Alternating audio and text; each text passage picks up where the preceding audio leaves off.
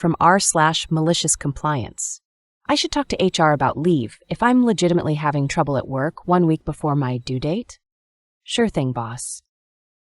This happened last year.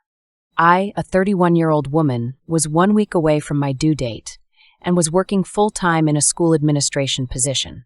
At this time, I had the capability to work from home if needed. For example, if I became too sick to come into work, to catch up on extra work, or unable to secure daycare for my child, and so on. When I accepted the position prior to my pregnancy, I was told by my boss, who we'll call Ronnie, that it was very flexible as long as I got my hours in.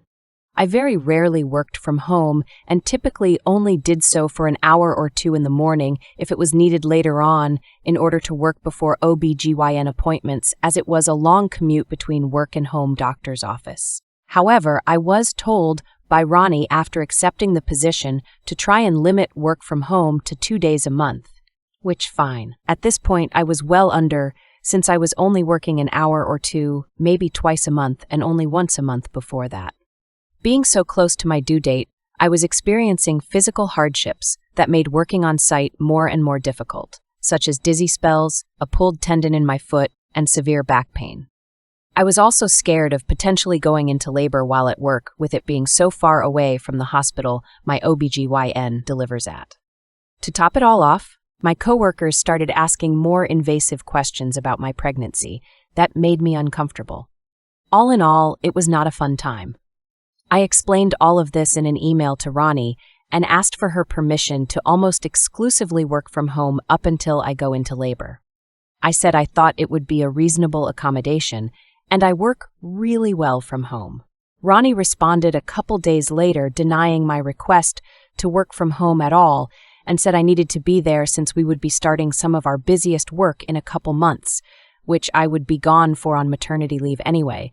So I'm not sure why she brought it up, but I could talk to HR about leave options if I am truly having trouble working. By the way, it's illegal in my state to require an employee to take leave if there is a reasonable accommodation that can be made instead. Cue malicious compliance. I immediately went to HR and did just that. We talked about options and found out I could start my leave the very next day and still be paid state mandatory leave pay for the extra time. I informed Ronnie that I would be out starting the next day, as I needed to take care of myself. She said, "I understand you need to do what's best for you, but you need to understand that I need to do what's best for the team."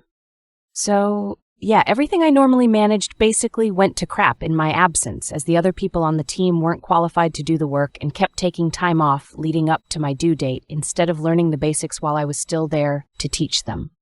I left detailed procedure notes and workflow lists, but I later found out Ronnie had to pick up all the extra work and a lot of it never got done since she didn't have time. But it was best for the team, right, boss? Leave a like and a comment if you enjoyed this video and subscribe to our channel to make sure that you don't miss any upcoming videos.